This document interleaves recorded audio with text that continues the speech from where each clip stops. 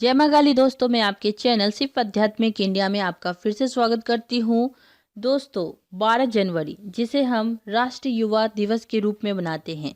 स्वामी विवेकानंद का जन्म 12 जनवरी 1863 ईस्वी में कलकत्ता में हुई थी। स्वामी विवेकानंद जिन्होंने अपने ज्ञान, विचार, गहरी सोच के दम पर पूरी दुनिया में भारत देश को गौरव प्रदान करवाया था। दोस्तों, आज हम 12 जनवरी को जो हम सभी देशवासियों के लिए अत्यंत शुभ दिन है, क्योंकि आज के दिन इस धरती पर भारत को एक खास रत्न के रूप में स्वामी विवेकानंद मिले, जो विश्व गुरु बने। दोस्तों, स्वामी विवेकानंद जी ने उस समय भारत के महानता का प्रचार किया जब दूसरे देश के लोग भारत के लोगों को अनपढ़, अंधविश्वासी और पत्थर पूजने वाले लोग कहते थे। और स्वामी विवेकानंद द्वारा बोले गए मात्र कुछ शब्द ने पूरे देश को हिला के रख दिया और भारत को विश्व में एक महान ऊंचा दर्जा दिलाया। दोस्तों, स्वामी विवेकानंद के विचार आज भी न केवल भारतीयों के लिए बल्कि पूरे विश्व में पूरे देश के युवाओं के लिए प्रेरणा का स्रोत है, प्रेरणा का केंद्र है। इसीलिए आपको बता दें कि भारत सरकार ने 1984 ईस्वी में विवेकानंद जयंती को राष्ट्रीय युवा दिवस के रूप में मनाने की घोषणा की थी, क्योंकि किसी भी देश का भविष्य उसके युवाओं पर निर्भर करता है। और स्वामी विवेकानंद जी के विचार वह क्रांति है, वह तेज है जो सारे युवाओं को नई चेतना, नई ऊर्जा और सकारात्मकता का संचार करती है। दोस्तों, स्वामी विवेकानंद न केवल एक महान विचारक, आध्यात्मिक गुरु, एक समाज सुधारक थे, बल्कि वो एक आज्ञाकारी शिष्य भी थे। स्वामी विवेकानंद जी ने अपने गुरु के प्रति अत्यधिक सेवा के लिए भी जाना जाता है। स्वामी विवेकानंद जी अपने जीवन को अपने गुरु श्री रामकृष्ण परमहंस जी को समर्पित कर दिया था। अपने गुरु श्री रामकृष्ण परमहंस जी के शिक्षा से सिर्फ 25 वर्ष की उम्र में उन्होंने सांसारिक मोह माया त्याग कर संन्यास ग्रहण कर लिया था। तो ऐसे गुरु और शिष्य के बीच जीवन दर्शन और अध्यात्म को लेकर कई प्रेरणादायक कथाएं हैं, जिसमें कुछ न कुछ सीखने को मिलता है। लेकिन इन सभी में आज हम सबसे खास और सच्ची घटना पर आधारित विषय पर बात करेंगे कि जब श्री रामकृष्ण परमहंस जी और स्वामी विवेकानंद का पहला मुलाकात हुआ था। तो आज मैं आप सबसे ये नहीं कहूँगी कि आप इस वीडियो को अंत तक देखें या अंत तक बने रहें, क्योंकि मुझे पता है कि सिर्फ आध्यात्मिक इंडिया के फैमिली, उनके सब्सक्राइबर, उनके व्यूअर श्री रामकृष्ण परमहंस जी और स्वामी विवेकानंद के बहुत बड़े शिष्य हैं, उन्हें अपना गुरु मानते हैं। तो मुझे पूरी उम्मीद है कि आप इस वीडियो के अंत तक बने रहेंगे, क्योंकि आज का टॉपिक बेहद ही इंटरेस्टिंग है। बस आपसे एक रिक्वेस्ट करूंगी कि आप इस वीडियो को अपने दोस्तों और प्रियजनों के साथ जरूर शेयर करें, ताकि वो भी इस अद्भुत गुरु और शिष्य के पहली मुलाकात, खास मुलाकात को जान सके और इससे शिक्षा प्राप्त कर सके। तो आप इस वीडियो को लाइक करें, शेयर करें, और जो लोग इस वीडियो में न्यू हैं वे प्लीज़ मेरे इस चैनल को सब्सक्राइब करें, ताकि मेरे द्वारा बनाए गए सारे वीडियो की नोटिफिकेशन सबसे पहले आपको मिले। तो चलिए आगे जानते हैं इस खास मुलाकात के बारे में। दोस्तों, जब हम किसी ऐसे व्यक्ति से मिलते हैं जो सकारात्मक ऊर्जा से परिपूर्ण हो और ऊर्जावान हो, तो उनसे मिलने के बाद उनके विचार आप पर अत्यधिक गहरा प्रभाव डालती है। उसके साथ की गई कुछ मिनटों की बातें से आप इतने प्रभावित हो जाते हैं कि फिर से उस व्यक्ति से मिलना चाहते हैं, उनके बारे में अधिक से अधिक जानकारी आप हासिल करना चाहते हैं।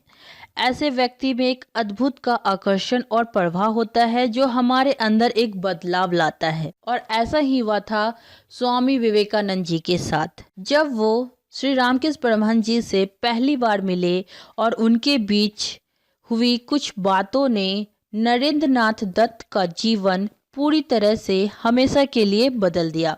बल्कि यूँ कहे कि विश्व को दक्षिणेश्वर के इस महान संत के विचार और दर्शन का प्रसार करने के लिए एक असाधारण दूत दिया। स्वामी विवेकानंद जी अनेक धर्म गुरु संत मिल चुके थे, लेकिन जो आनंद का अनुभव उन्हें श्री रामकृष्ण परमहंस जी से मिलने से के बाद हुआ, वो पहले कभी नहीं हुआ था।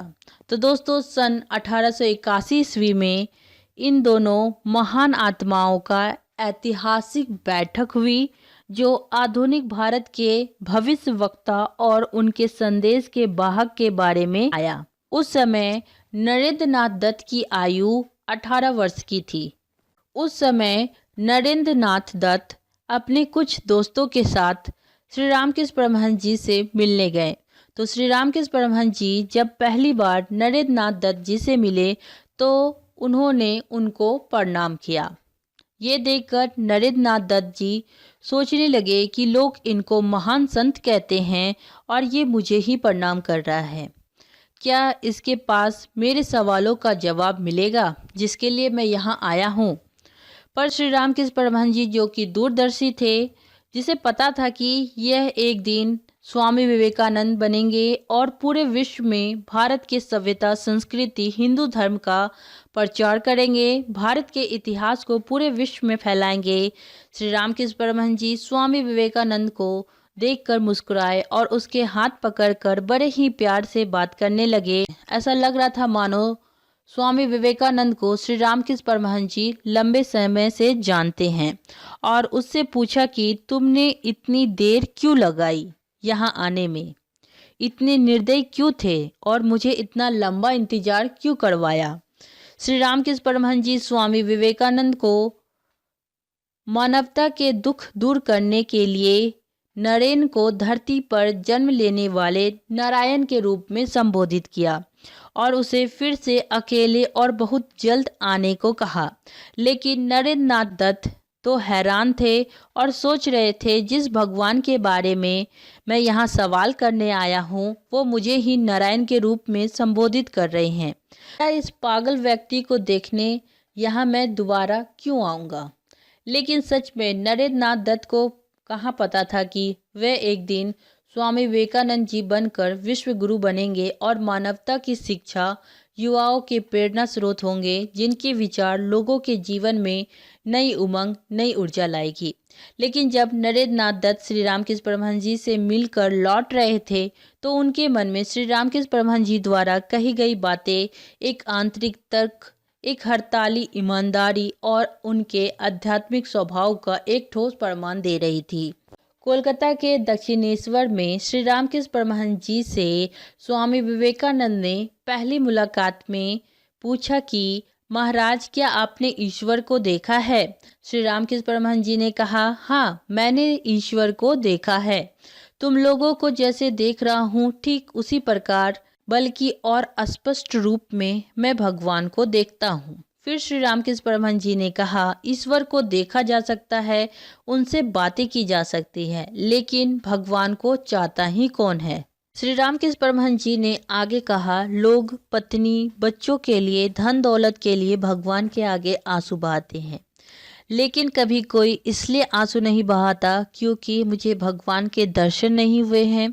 यदि कोई सच्चे हृदय से भगवान को पुकारे तो भगवान अवश्य ही दर्शन देते हैं। तो इस प्रकार नरेंद्र नाथ दत्त को आखिरकार किसी ऐसे व्यक्ति को ढूंढ लिया था जो उसे अपने अनुभव से आश्वस्त कर सकता है कि ईश्वर का अस्तित्व है, उसके संदेह को दूर कर सकता है, उनके प्रशिक्षण की शुरुआत हो सकती है।